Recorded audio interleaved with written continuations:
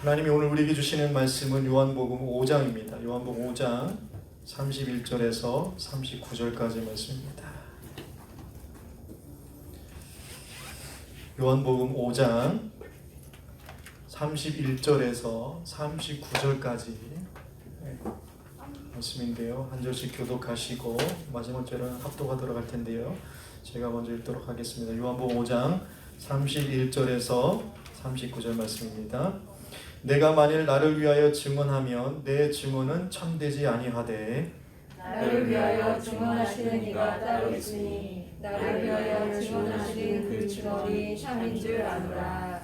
너희가 요한에게 사람을 보내매 요한이 진리에 대하여 증언하였느니라. 그러나 나는 하나님께서 증언에 취하지 아니하노라. 다만 이 말을 하는 것은 너희로 구원을 받게 하려 함이니라. 요한은 켜서 비추이는 등불이라. 너희가 한때 그 빛에 즐거이 있기를 원하였거니와 내게는 요한의 증거보다 더 큰 증거가 있으니 아버지께서 내게 주사 이루게 하시는 역사 곧 내가 하는 그 역사가 아버지께서 나를 보내신 것을 나를 위하여 증언하는 것이요 또한 나를 보내신 아버지께서 친히 나를 위하여 증언하셨느니라. 너희는 아무 때에도 그 음성을 듣지 못하였고 그 형상을 보지 못하였으며 그 말씀이 너희 속에 거하지 아니하니 이는 그가 보내신 이를 믿지 아니하니라. 다 같이요. 너희가 성경에서 영생을 얻는 줄 생각하고 성경을 연구하거니와 이 성경이 곧 내게 대하여 증언하는 것이니라. 아멘. 우리 예배 가운데 오늘 나오신 분들 한번 인사 나누시죠. 주님의 이름으로 사랑합니다. 반갑습니다. 우리 아이들도 건강한 모습으로 있는 것 같아서 참 감사하네요. 오늘은 좀 그림 하나를 좀 보고서 좀 이야기를 시작하려고 합니다. 이 그림은 프랑스 콜마르라는 지방에 있는 한 미술관에 있는 그림이에요. 이 작품은 16세기 독일 화가인 마티아스 그리네발트라는 사람이 그린 작품입니다. 근데 원래 이 작품은 이젠하임에 있는 안토니우스파가 운영하는 병원의 예배당에 예배당에 넣기 위해서 만들어진 작품이에요. 그래서 이젠하임 재단화라고 그렇게도 부르는데요. 그런데 이 그림의 초점은 뭐냐면 십자가에서 고통당하시는 예수님입니다. 그렇죠? 십자가에서 고통당하시는 예수님이 이 작품의 초점이에요. 그래서 여러분 다음 그림 보면 예수님을 보면은 예수님은 어떻게 표현하고 있냐면 여러분 보시면 지금 막 예수님 온몸에 막 상처가 나 있죠. 온몸에 막 상처가 났고 그다음에 막 그 멍들이 들어 있고 그다음에 막 가시가 박혀 있고 그런 충격적인 것들을 사실적으로 그렇게 그려내고 있다라는 것입니다. 그런데 이 이젠하임 이 병원은 어떤 병원이냐면 여러분 그 당시에 패스트 흑사병이라고 그러잖아요. 여러분 그 당시에 흑사병은 굉장히 무서운 전염병. 지금은 코로나가 무서운 전염병이지만 14세기 유럽의 이 흑사병으로 인해서 유럽의 3분의 1의 인구가 죽었다라는 그런 무서운 전염병 아닙니까? 그리고 계속해서 그런 흑사병들이 있어 왔고요. 그러니까 그런 병이라든지 또 안토니우스의 불이라고 하는 그렇게 부를 정도로 불같은 고통이 있는 그 맥각병이라는 게 있습니다. 이건 뭐냐면 맥각균이라는 게 있어요. 맥각균이 그 밀이나 뭐 이런데 그것이 감염이 돼서 그걸 먹든지 아니면 그것을 빵을 만들어서 먹었을 때 감염되는 거예요. 그래서 막 그걸 감염이 되면 막 온 몸이 불타들어간 같이 그런 고통을 느끼면서 사지가 썩어 들어가는 겁니다. 흑사병도 쌀이 시커멓게 썩어 들어가는 병이잖아요. 근데 맥각병도 막 살이 썩어 들어가는 거예요. 그래서 막 사지를 절단하든지 아니면 결국 죽게 되는 그런 병자들이 오는 병원이었어요. 불을 좀 켜주시면 그런 병원이었던 겁니다. 그러니까 이 작품을 보면 이 이젠하임 병을 찾는 이런 환자들에게 이 작품을 왜 그렸냐면 그런 환자들에게 좀 신앙 안에서 위로를 받을 수 있도록 그렇게 해주기 위해서 만드는 작품이었던 거예요. 근데 한번 생각을 해보세요. 무서운 전염병으로 몸과 마음이 만신창이가 되어서 죽음의 고통을 당하는 사람들이 그 병원에 들어서 예배당에 딱 들어왔을 때 보게 되는 것이 뭐냐면 십자가에서 저렇게 막 처참하게 고통당하는 막 상처들이 막 문드러져 있는 그런 예수님을 보게 된다라는 것입니다. 여러분 이것이 어떻게 그들에게 위로가 되었을까요? 아프고 힘들면 막 그냥 능력 있는 예수님, 막 나사로가 막 죽은 나사로가 살아나오는 그림 같은 게 그들의 위로가 되지 않을까요? 근데 이 그림이 위로가 된다고 생각하고 그린 거예요, 이 작가는. 왜냐하면 한번 생각을 해보세요. 예수님이 그 우리를 구원하실 능력의 예수님도 십자가에서 이렇게 온몸이 문드러지는 우리와 같은 절망적인 고통을 당하셨다는 그 사랑을 발견하게 될 때에 우린 또한 거기서 위로를 얻게 된다는 거예요. 능력의 예수님도 정말 저렇게 우리와 같이 살이 문드러지는 그런 고통을 당하신 분이시구나 라는 그 사랑을 발견하게 될 때 위로가 된다는 것입니다. 그 위로를 기대하는 마음으로 이 작가는 그 그림을 그렸던 거예요. 그래서 작가는 예수님의 온몸의 상처들을 사실적이다 못해서 과장되게 막 표현을 했던 거예요. 온몸에 막 상처를 입고요. 거기에 멍이 들어가 있고 가시들이 다 꽂힌 그런 그림을 그렸던 것입니다. 사랑하는 성도 여러분, 어떻습니까? 이런 십자가 예수님이 여전히 지금 오늘 우리에게도 위로와 안식과 치유와 생명이 되는 줄 믿습니다. 아멘. 우리와 동일한 고통을 겪으신 그 능력의 예수님, 그 예수님이 우리를 구원하시기 위해서 그 고통을 여전히 다 당하셨다라는 것, 이것이 우리에게 큰 위로가 된다는 거예요. 그런데 이 예수님의 십자가 주변을 보면 여러 사람들이 있어요. 십자가 주변 저쪽에 보면은 사도 요한이 예수님의 어머니 마리아를 이렇게 부축하는 게 있고 그 밑에는 막달라 마리아예요. 근데 또 다른 사람이 하나 있어, 반대편에. 좀 의외인 사람인데 이게 누구냐, 바로 세례 요한입니다. 그 그림을 좀 크게 좀 확대해놨는데요. 이 세례 요한의 그림을 보면 그 발 밑에는 어린 양이 있고 십자가를 지고 있고 그 어린 양의 피가 잔에 담겨져 있는 그런 그림이 있고요. 또 왼손에는 책을 하나 들고 있죠. 이건 뭐냐면 성경을 얘기하고 있는. 그리고 오른손으로는 손가락을 딱 가리키면서 누구를 가리키고 있습니까? 십자가 예수님을 가리키고 있다는 거예요. 이게 무슨 말이냐면 예수님이야말로 성경이 말하고 있는 하나님의 어린 양 되시고 또 우리를 구원하실 유일한 구원자 되심을 그분이시라는 걸 정확하게 증언하고 가리키고 있는 모습을 그렇게 표현하고 있었던 거예요. 그런데 이 예수님을 가리키는 이 오른손가락 그 사이에 보면 글씨가 하나 써져 있어요. 근데 그 글씨가 어떤 글씨냐면 요한복음 3장 30절 말씀을 라틴어로 써놓은 거예요. 여러분, 요한복음 3장 30절 말씀은 무슨 말씀이냐면 그는 흥하여야 하겠고 나는 쇠하여야 하리라 라는 말씀이에요.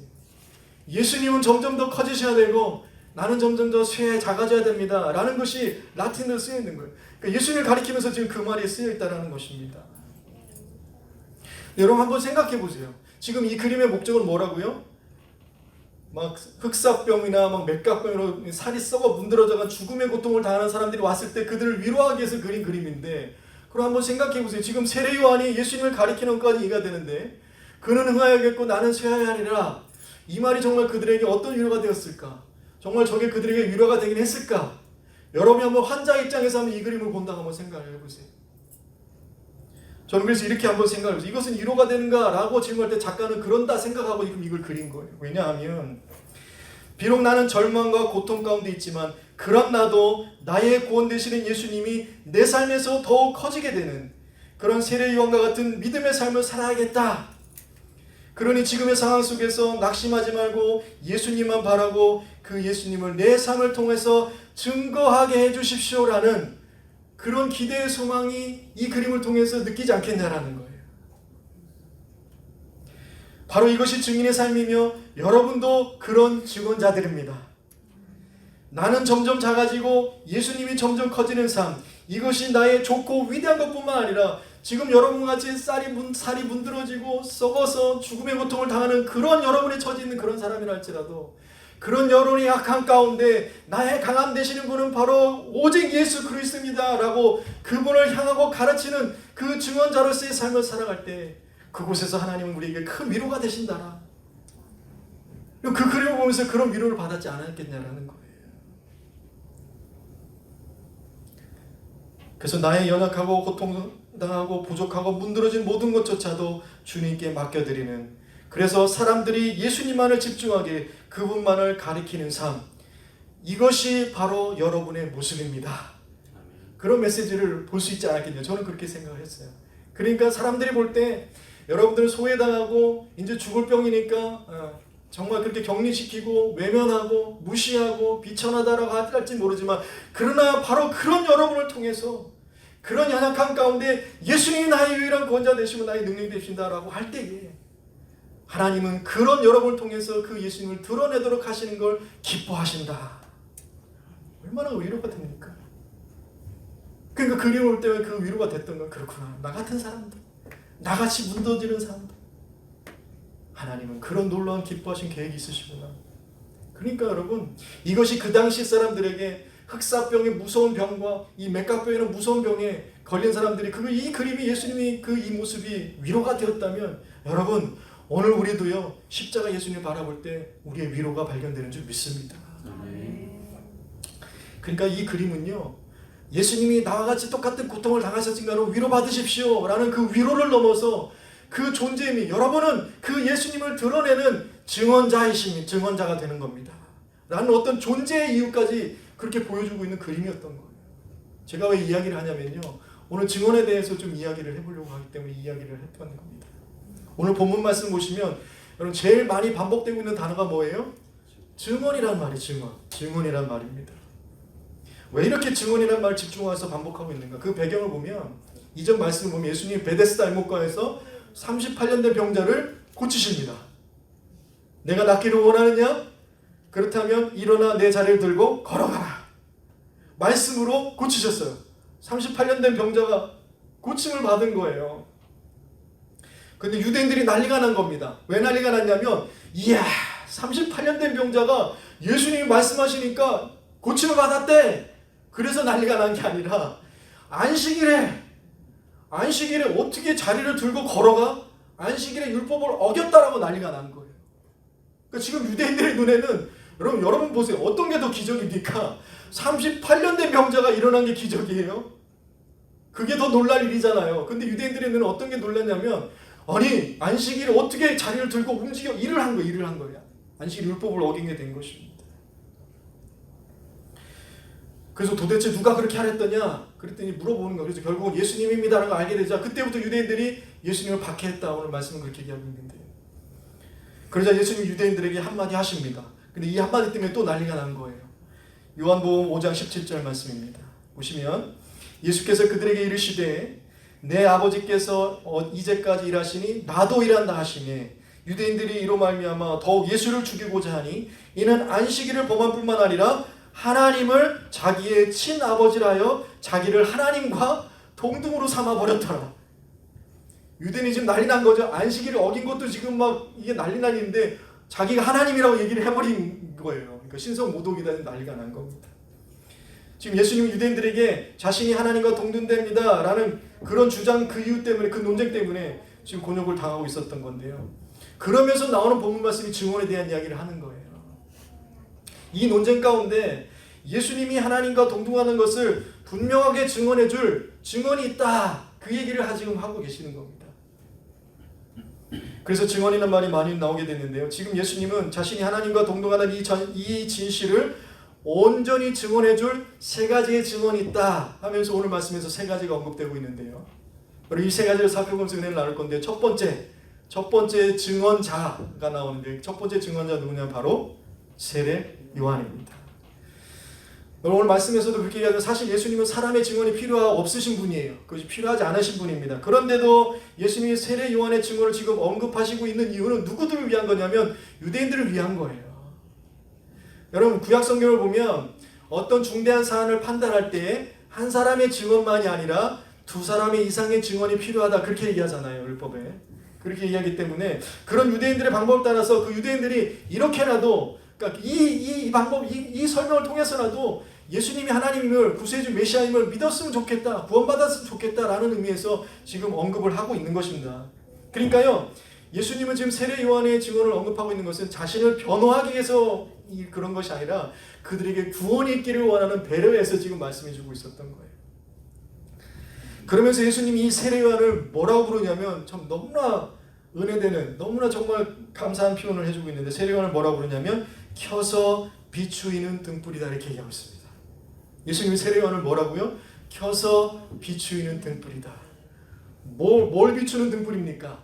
예수 그리스도를 비추이는 등불이다. 그렇게 세례 요한을 인정해주고 계셨던 거예요. 여러분, 이 사실을 우리 교회에 한번 좀 대입해 봤으면 좋겠어요. 교회에 한번 대입해 봤으면 좋겠습니다. 그럼 교회는 무엇입니까? 교회 공동체는 이런 세례 요한과 같이 예수님을 증언하는 것을 유일한 존재이로 알고 그렇게 예수님을 비추는 등불로 살아가는 증인들이 모인 공동체가 바로 교회 공동체인 것입니다. 그러니까 교회 공동체는 우리 예수 믿는다고 해서 교회 모여서 예배하는 이유는 다른 게 아니에요. 예수 그리스도를 켜서 비추기 위해서, 우리를 켜서 그 예수님을 비추기 위해서 그렇게 모인 증인들의 공동체가 바로 교회 공동체라는 것이죠. 그래서 바울은요, 고린도 교회 신자들에게 이렇게 바울은요 모든 신자들에게, 고린도 교회만 모든 신자들에게 적용하면서 이렇게 하는데, 빌립보서 말씀입니다. 빌립보서 2장 15절 보면, 그리하여 여러분은 흠이 없고 순결해져서 구부러지고 뒤틀린 세대 가운데서 하나님의 흠없는 자녀가 되어야 합니다. 그리하면 여러분이 이 세상에서 별과 같이 빛날 것입니다. 세 번역 버전을 읽어드렸어요. 그러니까 이것이 바로 그리스도를 비추는 삶의 모습이라는 거죠.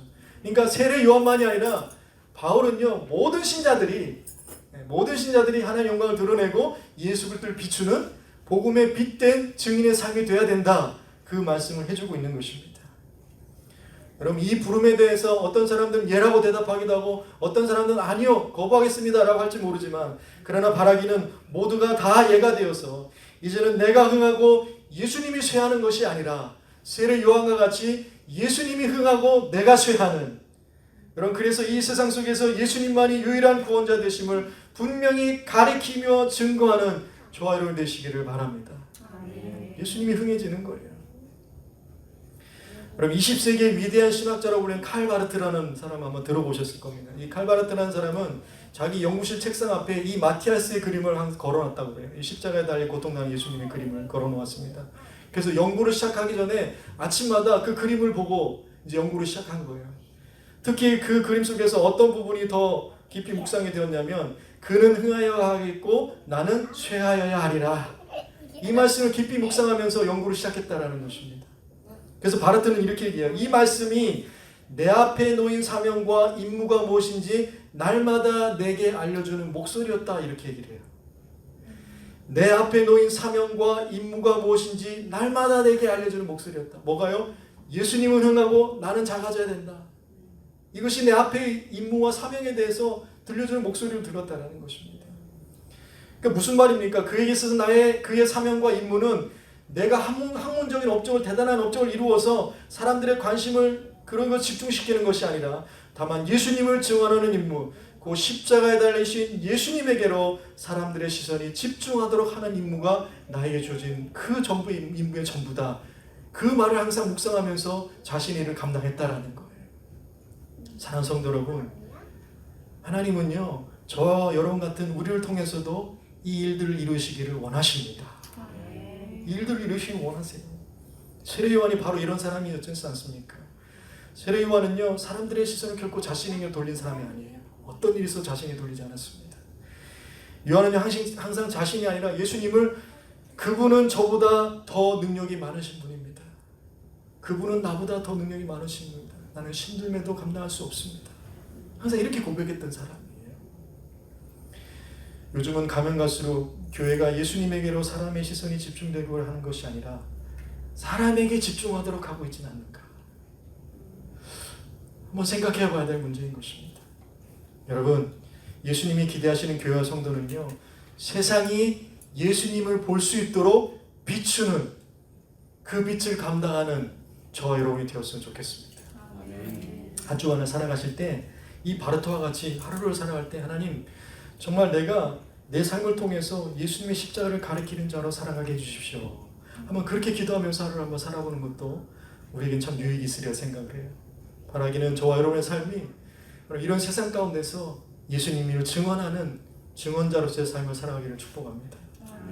그런데 이런 세례 요한의 증언이 분명 있는데도 그보다 더 큰 증거가 있다 하면서 두 번째 증거를 말씀하시는데, 그 두 번째 증거는 어떤 거냐면, 예수님이 행하시는 그 사역들을 보면 바로 하나님이 예수님을 보내셨다는 그 증거가 된다. 그것이 세례 요한의 증언보다 더 큰 증거다. 그렇게 두 번째 증거를 얘기하고 있습니다. 여러분, 예수님 많은 기적을 행하셨잖아요. 많은 기적을 행하셨습니다. 근데 그 하나하나 모두가 예수님이 누구신지 드러내는 하나님의 증거였던 거예요. 그런데요, 여러분 그 모든 기적들도 십자가 앞에서는 다 희미해지는 것입니다. 어디 앞에서요? 십자가 앞에서. 왜냐하면요, 십자가는 우리로 예수님을 믿고 사랑하게 만드는 확실하고 변하지 않는 하나님의 결정적 증거이기 때문입니다. 그러니까 그 모든 역사들, 뭐 죽은 자를 살아내시고, 뭐 무리를 걸으시고, 수많은 사람들을 먹이시고, 이런 것들은요, 그 모든 역사는 결국 십자가의 은혜를 향하게끔 하는 역사라는 거예요. 그 십자가가 없으면 이 역사가 무슨 의미가 있겠냐라는 것입니다. 그 어떤 대단한 역사들도 이것을 능가할 수 없는 것입니다. 그러니까요, 우리는 다른 그 어떤 것보다, 예수님의 다른 그 어떤 것보다 그 예수님의 역사 가운데 무엇을 자랑하고 증거해야 되냐면 바로 십자가의 역사를 증거해야 된다는 거예요. 십자가. 예수님의 십자가를 증거해야 되는 거예요. 그래서 바울은 고린도 교회에게 이렇게 말씀하고 있습니다. 고린도전서 1장 18절에서 24절까지 말씀 이렇습니다. 십자가의 도가 멸망하는 자들에게는 미련한 것이요 구원을 받는 우리에게는 하나님의 능력이라. 하나님의 지혜에 있어서는 이 세상이 자기 지혜로 하나님을 알지 못하므로 하나님께 전도에 미련한 것으로. 여기서 전도라는 것은 캐리그마예요. 선포된 하나님의 말씀, 사람들에게 선포된 하나님의 말씀. 그래서 이것을 설교라고도 번역을 하는데요, 하나님의 말씀을 선포하는 그것이 사람들 미련하다고 한다는 거예요. 그렇지 않습니까? 세상 사람들도 미련하다 하지만 모르겠어요. 예수 믿는 사람들도 글쎄요, 이 설교와 선포에 대해서 미련하다 그렇게 생각할지 모르겠어요. 그러나 믿는 자들을 구원하시기를 기뻐하신다는 것, 그것을 통해서. 유대인은 표적을 구하고 헬라인은 지혜를 찾으나 우리는 십자가에 못 박힌 그리스도를 전하니 유대인에게는 거리끼는 것이요 이방인에게는 미련한 것이로되 오직 부르심을 받은 자들에게는 유대인이나 헬라인이나 그리스도는 하나님의 능력이요 하나님의 지혜니라. 이것이 우리의 고백이에요. 그러니까 우리가 자랑할 게 뭡니까? 예수님의 수많은 역사들이 있지만, 죽은 자도 살아내게 하시고 많은 역사들이 있지만, 예수님의 십자가가 우리의 최종적인 자랑의 증거가 되는 것입니다. 세상 사람들의 눈에 어리석어 보일지 있지만 그러나 우리에게는 담대히 전할 수밖에 없는 능력이 되는 거예요. 그래서 우리는 지금도 여전히 그 십자가를 사람들이 볼 수 있도록 증언하고 가리켜야 됩니다. 예수님의 십자가를 가리켜야 돼요. 교회에서 이 십자가의 복음이 사라지면 그 당시에 유대인과 헬라인들과 같이 예수님들을 자기의 입맛에 맞게 포장하기 바쁜 거예요. 능력을 추구한다든지, 때로는 경건의 모양은 믿는데 경건의 능력이 없는 것만 보면서 그것이 예수 그리스도를, 그것을 믿는 신앙이라고 우리가 그렇게 포장하고 있지 않느냐 돌아봐야 된다는 것입니다. 그래서 과연 이것이, 이 십자가, 고통의 십자가, 이 고난의 십자가 과연 지금 이 세상 속에서도 복음의 능력이 되는가 라는 의심이 있을 때에 오늘 말씀은 다시 한번 분명히 말씀해 주는 거예요. 그 어떤 것보다 십자가의 복음의 역사는 하나님의 구원을 여시는 능력이며 하나님의 지혜라는 것입니다. 누가 뭐라고 해도. 그래서 예수님이 가르치시고 천국 복음을 전파하며 모든 병과 모든 약한 것을 고치신 이유는 결국 이것을 통해서 예수님이 세상 죄를 지고 십자가에 들으신 이 영광의 역사를 믿게 하려는 데 있었다라는 거예요. 믿게 하려는 데 있었다라는 거예요. 그러니까 여러분, 뭐 병이 낫고 뭐 기적이 일어나야 예수님이 증거되는 게 아니에요. 그래야만 예수님이 능력의 예수님이라고 증거되는 게 아니라는 거예요. 십자가의 복음의 선포만 있어도 그 말씀은 살아있는 말씀이기에, 능력의 말씀이기에 지금도 여전히 역사하셔서 구원의 역사를 이루신다는 겁니다. 우리는 연약해요. 우리의 말은 힘이 없습니다. 그러나 하나님의 말씀 능력이 있잖아요.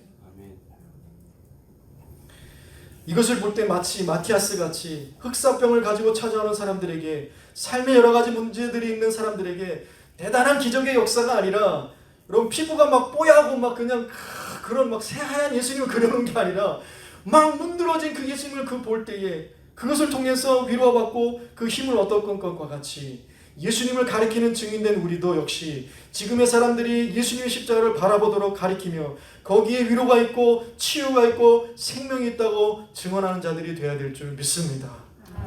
근데 문제는 마틴 루터도 그렇게 얘기했지만, 문제는 이런 복음을 듣기 힘들다라는 거예요. 마틴 루터가 그 당시 95개조 반복을 하면서 마지막 그 95개조를 얘기를 하면서 이런 십자가의 복음을 지금은 듣기 힘들다 그렇게 얘기했었거든요. 근데 그 종교개혁이 수백 년이 흐른 지금을 볼 때 여전히 우리도 그런 모습을 볼 수 있지 않는가 생각해 봐야 되는 거예요. 여러분, 마틴 루터의 십자가의 신학이 바로 이런 것을 얘기해 주고 있는 겁니다. 그 당시에 유행했던 영광의 신학을 반대하면서 마틴 루터는요, 십자가의 신학을 주장을 했어요. 그 십자가의 주장은 뭐냐면 고난과 십자가를 통해서 그 속에 숨겨진 하나님의 역사를 발견해야 된다는 거예요. 영광의 십자가만을 바라보지 말고, 영광만을 바라보지 말고 고난의 십자가 고통 속에서 가려진 하나님의 역사를 발견해야 된다는 거예요. 여러분, 영광의 신학은 뭐냐면요, 쉽게 얘기해서 예수님이 십자가를 달리실 때 그 주변에 있던 사람들, 대제사장과 지도자들, 그리고 군병들, 그리고 왼편에 있는 강도가 뭐라고 합니까? 당신이 하나님의 아들이면 내려와 보라는 거예요. 그러면 내가 믿어주겠다라는 겁니다. 이것이 영광의 신학의 사상이에요. 쉽게 얘기하면 내려와서 그런 거 고난, 그런 뭐 이런 거, 그런 처절함, 그런 거 없이 좋게 하나님이면 그냥 내려와서 다 믿어라, 내가 영광을 보여주겠다 하면 얼마나 좋겠냐, 이렇게 얘기하는 거예요. 그래, 십자가의 신학은 뭐냐면요, 오른편 강도와 같이 세상의 모든 희망이 사라져버린 그 십자가에서 오직 예수 그리스도만으로 영원한 소망을 발견하는 것. 그래서 그 예수님이 뭐라고 얘기합니까? 예수님 내려가 보세요 이게 아니라 주님 나라 들어갈 때 나를 기억해 주십시오. 그 믿음의 고백을 했던 것, 이게 십자가의 신학이라는 거예요. 이게 십자가의 신학이라는 것입니다. 바라기는요, 여러분 주님 오실 때까지 이 십자가를 증거하고 자랑하고 그것을 드러내는 저 여러분의 증언자의 삶이 되기를 축복합니다. 그래서 마지막 세 번째로 증언되는 것은 뭐냐면 본문 39절을 보시면 너희가 성경에서 영생을 얻는 줄 생각하고 성경을 연구하거니와 이 성경이 곧 내게 대하여 증언하는 것이니라, 이렇게 말씀해 주세요. 세 번째 증언은 뭐냐면 바로 하나님의 말씀이 예수 그리스도가 하나님이 보내주신 친아들 뿐만 아니라 메시아 되신다, 구원자 되신다, 이것을 증거한다라는 거예요. 그래서 오늘 이 말씀을 통해서 두 가지를 정리할 수 있는데요. 첫 번째는 성경을 통해서가 아닌 다른 방식으로선 예수를 주로 알 수 있는 방법이 없다는 것입니다. 그렇죠? 그리고 두 번째는 뭐냐면 성경을 읽더라도 그곳에서 예수님을 발견하고자 하는 분명한 목적이 있어야만 그 말씀 가운데 우리는 예수님을 발견할 수 있다는 거예요. 그렇게 성경을 읽어야 된다는 것입니다. 그렇지 않으면 유대인들처럼 성경을 알아야 되는 중요성도 알고 그리고 열심히 연구하는데도 결국은 뭐냐면 예수님을 발견하지 못한다는 거예요. 그렇다면 왜 이런 아이러니한 현상이 벌어지는 것일까? 이어지는 말씀에서 그 이유를 발견할 수 있는데요. 요한복음 5장 44절에서 47절 말씀입니다. 너희가 서로 영광을 취하고 유일하신 하나님께로부터 오는 영광을 구하지 아니하니 어찌 나를 믿을 수 있느냐? 서로의 영광을 취하고 하나님께로부터 오는 영광을 구하지 않는데 아무리 성경을 연구하고 성경을 달달 외우고 다 안다고 해도 거기서 나를 발견할 수 없다는 거예요. 내가 너희를 아버지께 고발할까 생각하지 말라. 너희를 고발하는 이가 있으니 곧 너희가 바라는 자 모세라는 거예요. 모세를 믿었더라면 또 나를 믿었으리니 이는 그가 내게 대하여 기록하였음이라. 그러나 그의 글도 믿지 아니하거든 어찌 내 말을 믿겠느냐. 이 말씀을 해주고 있는 것입니다. 그러니까 이 말씀을 볼 때요, 지금 유대인들은 성경의 중요성도 알고 성경도 연구하고 암송하고 있는데도 그럼에도 불구하고 그들은 그 하나님의 말씀이 한 가지로 가리키고 있는 예수 그리스도를 발견하지 못하고 있다는 거예요. 그 이유는 뭐냐면 하나님께로부터 오는 영광을 취하려고 하지 않고 자기의 영광을 취하기 위해서 성경을 지금 읽고 있었기 때문이라는 것입니다. 이게 무슨 말일까요? 자기의 영광을 취하기 위해서 성경을 읽었다. 자기의 영광을 취해서 성경을 연구했다. 자기의 영광을 취해서 성경을 외우고 있었다. 이게 무슨 말일까? 한마디로 얘기하면 교만했다는 얘기입니다. 위선자의 모습이 있었다는 거예요. 당시 제사장들과 서기관들을 향해서 하는 얘기인데요. 여러분 여기서 말하는 성경은 결국 어떤 성경이면 구약 성경을 얘기하는 거예요. 당시가 신약 성경이 완성이 되지 않았기 때문에 그 하나님의 말씀이, 그러니까 이 레위인 이 제사장들과 서기관들은요, 하나님 말씀의 권위 아래 있는 것이 아니라 그 하나님의 위에서, 말씀 위에서 자기의 생각과 자기의 그 기준과 잣대대로 그 하나님의 말씀을 자르고 취사 선택했다라는 거예요. 내게 받아들이고 내 유익이 되는 것은 받아들이고 그것을 극대화하고 그렇지 않은 것들은 그냥 버려버리는 그런 모습이 있었다는 것입니다. 그래서 소위 장로들의 유전이라는 것이 그런 거예요. 장로들의 유전, 신약성경 장로들의 유전이 나오지 않습니까? 전통과 규범이 항상 하나님의 말씀보다 앞섰다라는 거예요. 그래서 자기들 생각에 절단하는 거, 하나님의 말씀을 절단하는 거예요. 여러분 성경 66권에 있는 모든 말씀이 하나님의 말씀인 줄 믿습니다. 근데 우리는 때로는 우리에게 유익이 되고 우리에게 은혜가 되고 기쁨이 되는 말씀은 극대화시키는데, 그렇지 않은 말씀은 아예 그냥 살짝 넘어가는, 여전히 그 당시에 바리새인들과 제사장들과 서기관들의 모습이 오늘 우리에게 있지 않는가 돌아봐야 된다는 것이죠. 왜냐하면 그런 모습 속에서 자기의 영광을 취할 수 있는 그런 모습이 될 수 있다는 거예요. 그럼 결국 뭐냐면 성경을 읽고 믿는다고 하면서도 결국에는 예수님을 발견하지 못하는 안타까운 일이 우리 안에 있을 수 있다는 것입니다.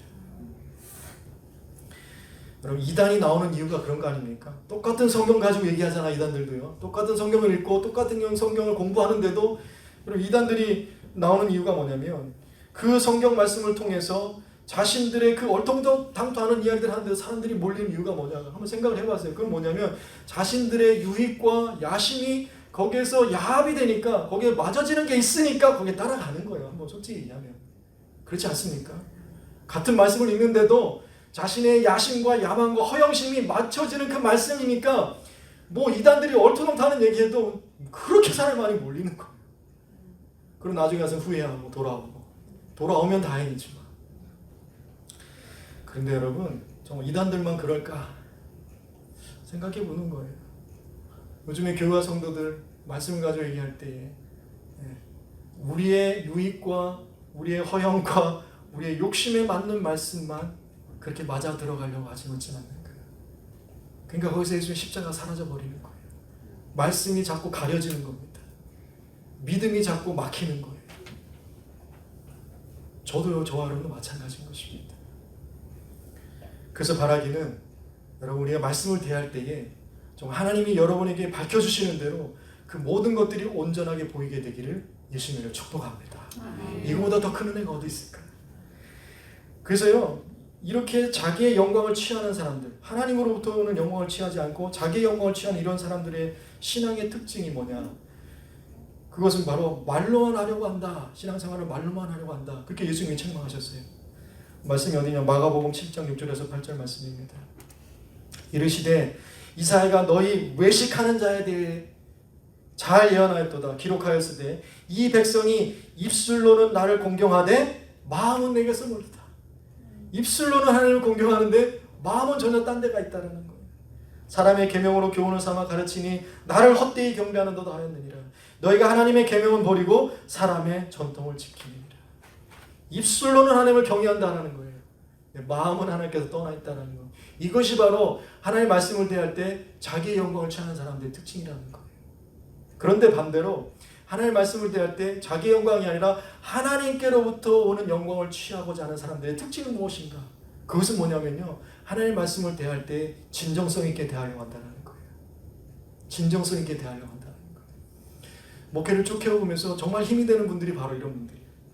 말씀에 대해서 진정성 있게 대하려고 하는 분들. 많은 도전도 되긴 하는데요, 바로 예수님은 그런 증언자들을 기뻐하십니다. 왜 그런지 아십니까? 왜냐하면 이런 분들의 공통점 때문인데, 그건 뭐냐면 하나님의 말씀을 대할 때에 예수 그리스도의 은혜 외에는 내가 자랑할 것이 아무것도 남아있지 않습니다라고 고백하면서 그 말씀대로 살아가려고 몸부림치기 때문입니다. 그 진정성이 뭐냐면 하나님 앞에는, 그 하나님의 은혜 외에는 내가 그 하나님 앞에서 자랑할 것이 아무것도 없습니다. 그러니까 그 말씀이 온전히 대할 수밖에 없는 거예요. 내 생각과 내 모든 것들을 다 내려놓을 수 있는 겁니다. 그 하나님의 은혜만이 나의 전부가 됩니다. 그래서 사람들의 눈에 초라하게 보인다 하더라도, 비참한 일에 처한다 해서, 또 곤혹스럽고 어려운 일에 처한다 해서 복음에 대한 신앙 고백을 버리고 떠나지 않더라는 거예요. 여러분, 이 코로나 세대를 보면서 참 여러 가지를 많이 느끼게 해요. 마지막 세대에 환난과 핍박이 있을 때 예수 믿는 자들이 과연 어떤 고백이 있을까? 예수 믿는 자들이 과연 어떤 고백을 할까? 그것을 보는 거예요. 여러분, 우리가 어떤 처지일 때, 그것이 뭐 잘되고 능력 있고 막 복을 받는 순간이라 일 수도 있고, 또 때로는 그렇지 않은 순간에 하더라도 마치 그냥 살이 썩어 문드러져가는 그런 고통 가운데 찾아나온 사람이 할지라도, 그 모든 상황 가운데 하나님은 우리 예수 믿는 하나님의 자녀를 통해서 하나님 영광 받으시기를 원하십니다.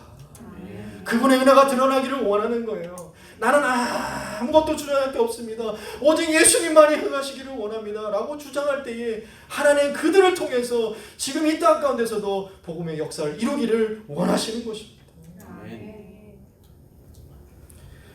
여러분 이렇게 끝까지 예수님을 가리키는 자로 남게 되기를 축복합니다.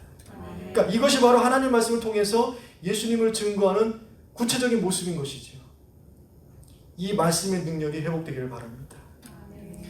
여러분 2005년에 여러분 다 아시겠지만 2005년에 제가 미국 들어오기 2년 전인데 2007년 전 2005년에 이 동남부 지역을 강타한 허리케인이 있었죠. 카트리나. 카트리나가 있었잖아요. 그래서 그것을 강타하고 나서 이제 수해 복구하는 사람들에게 찾아가서 방송기자가 인터뷰를 하는 거예요. 인터뷰하면 당연히 나온 말이죠. 이런 말들이 나오는 거예요. 집을 잃었습니다. 가족을 잃었습니다. 이 더위에 에어컨도 전기도 없습니다. 죽을 지경인데 왜 정부가 이렇게 도와주지 못합니까? 이런 인터뷰 소리를 들은 거 당연한 말이죠. 그 어려운 상황 가운데서 당연히 나올 수 있는 말입니다. 그런데 한 여성은 좀 달랐다. 어떤 인터뷰를 하냐면요. 이렇게 얘기를 하는 거예요. 이만하니 감사할 뿐입니다. 이렇게 얘기해요. 이만하니 감사할 뿐입니다. 도대체 뭐가 감사합니까? 그러니까 내가 살아있다는 것도 감사하고 내 자녀들이 살아있는 것도 감사하고 그러니까 이렇게 지금 이렇게 살아있는 것만도 너무 감사할 뿐입니다. 그러더라는 거예요. 그래서 기자가요. 지금 전기가 있습니까? 집이 없는데 전기가 어디 있어요? 그렇게 아니 그래 도대체 어떻게 이렇게 평온하고 행복합니까? 라고 그러자 그 여자분이요. 자기 손에 들고 있던 성경을 딱 드는 거예요. 성경을 들면서 여기에 우리의 희망이 있습니다. 신실하신 하나님의 약속이 있습니다. 이런 상황에서도 하나님이 모든 것을 다스리고 계십니다. 이것이 내가 행복해하는 이유입니다. 여러분 이 얘기를 들을 때 이 사람은 진짜 조금 광신자다. 조금 정신 나간 사람일 수 있다 라는 생각이 드십니까? 아니면 믿음의 고백으로 들리십니까? 바라기는 믿음의 고백으로 들었으면 좋겠어요. 여러분 어떻습니까? 정말 지금 우리는요 정말 성경을 많이 읽기도 하고 얼마든지 접할 수도 있고 수도 없이 말씀을 듣고 수도 없이 설교를 여러분 1년에 주일만 설교만 들어도 1년에 52번 듣잖아요. 52번 곱하기 여러분의 신앙생활 한 수를 한번 더 곱해보세요. 하나님의 말씀을 들었어도 인이 베키게 들었을 거예요. 그런데 그 하나님의 말씀이 과연 우리 속에서 그냥 죽어있는 문자로만 남아있는지 아니면 우리의 삶에서 생명의 약속이 되어 그렇게 살아있는 능력 있는 말씀으로 남아있는지요. 이 차이가 있는 거예요. 바로 이 차이가 말씀 속에서 오직 예수님만이 완성하신 영원한 생명의 은혜를 삶 속에서 누리게 되고 증거하는 증언이 있게 되는 그 차이를 만들어내는 것입니다. 바라기는 여러분의 삶에서 이 하나님의 말씀이 살아 운동력 있는 말씀이 되기를 축복합니다. 여러분 복음주의 신학자인 제임스 패커라는 분이 계세요.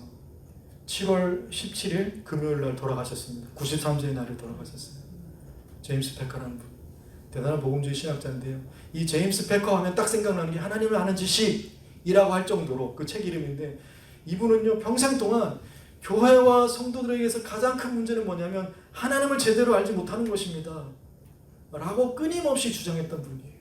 우리가 하나님을 제대로 안다면 이렇게 살 수 없습니다. 교회가 이렇게 될 수 없습니다. 성도들이 이렇게 될 수 없습니다. 라고 그것을 주장했던 분이거든요. 그분이 7월 17일에 돌아가셨어요. 그런데 돌아가시기 전 2016년 89세의 나이에 전화 인터뷰를 한 적이 있었어요. 이제 막 눈도 막 완전히 실명되고 그랬을 때 이제 저서 활동도 다 접었을 때 이제 전화 인터뷰를 시도를 했는데 거기서 막 이런저런 얘기를 하다가 마지막에 이 얘기를 합니다. 인터뷰하는 사람이 마지막으로 교회를 향해서 좀 해주고 싶은 말 있다면 무엇이 있을까요? 그렇게 얘기를 해요. 그러자 이 제임스 패커가 한 10초 동안 생각이 좀 멈춰졌다 생각을 했다 그래요. 그렇게 생각을 하면서 뭐라고 얘기하냐면 Glorify Christ every way. 이게 마지막 말이었어요. Glorify Christ every way. 모든 면에서 모든 방법으로 예수 그리스도를 영화롭게 하십시오. 이게 교회를 향한 마지막 그분의 권면이었던 거예요. 여러분, 우리가 하나님의 말씀을 안다는 것은요, 결국 무엇으로 귀결되냐면 모든 면에서 모든 방법으로 예수 그리스도를 영화롭게 하는 대로 귀결이 되어야 되는 겁니다. 그게 하나님의 말씀을 아는 거예요. 그게 말씀을 대하는 자들의 모습이고 그리고 그 말씀을 올바르게 증거하는 증언자의 모습인 것입니다. 이런 복된 증언자들의 삶이 되시기를 바랍니다. 말씀을 믿습니다. 오늘 말씀이 계속해서 강조하고 있는 이 증인이라는 것은 하나님의 구원의 약속의 성취가 이루어진 십자가 예수님을 가리키는 자다라는 것을 계속해서 말씀해 주고 있는 거예요. 그래서 증인은요, 나의 빛을 스스로 비추는 태양과 같은 존재가 아니라 그 빛을 받아서 다른 사람을 비추는 달과 같은 존재가 되어야 되는 거예요. 그래서 내 삶에서 내가 드러나는 것이 아니라 예수님이 드러나도록 하나님의 말씀 앞에 겸손하게 서서 우리의 삶을 통해 절반의 진실만이 아니라 온전한 진실, 진실의 전부, 오직 진실만을 가리키고 증거하는 그렇게 살아가시는 복된 저와 여러분의 삶이 되시기를 예수님의 이름으로 축복합니다. 아멘. 그렇습니다. 이 시간에 우리 물 가운데 지날 때도 찬양하고 우리 말씀 구자고 한번 기도하기로 합니다. 우리 삶을 통해서 하나님 큰 영광 받으시기를 원하십니다. 우리에게 선포해 주신 그 약속은 이렇습니다. 물 가운데 지날 때에도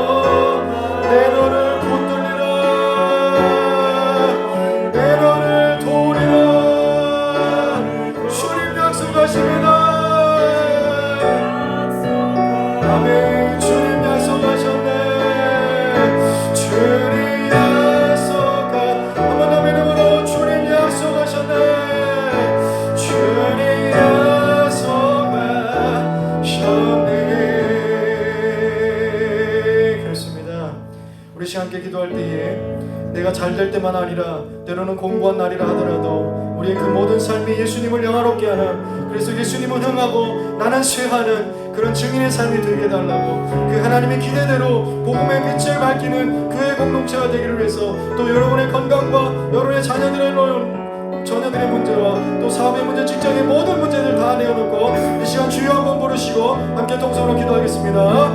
주여,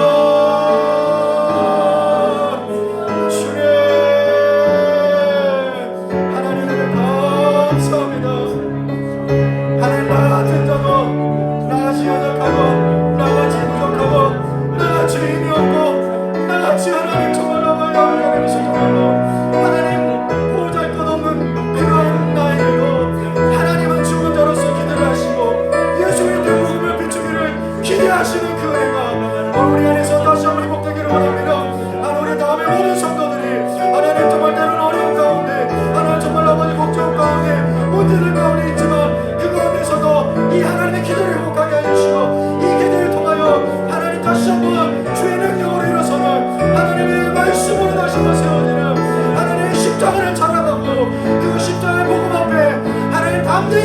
성도를 올바른 이 땅 가운데 주목할 수 있는 하나님 한 사람을 삼길 수 있도록 주의 인도해 주시옵소서. 저들의 가정에서는, 저들 학교에서는, 저들의 직장과 사업장에서는 하나님 삶의 현장 속에서 하나님은 이 교회에서만 역사하시는 것이 아니라 하나님의 역사의 현장은 바로 저들의 삶의 현장을 기억할 때 하나님 그 속에서, 그 가운데서 예수 그리스도를 가리키고 나는 죄하여지고 예수 그리스도가 흥하여지는 하나님 그 예수 그리스도만이 점점 그 삶 속에서 커지고 능력이 있어지고 드러나고 밝혀지는 하나님 그런 복된 삶들이 될 수 있도록 주여 인도하여 주시옵소서.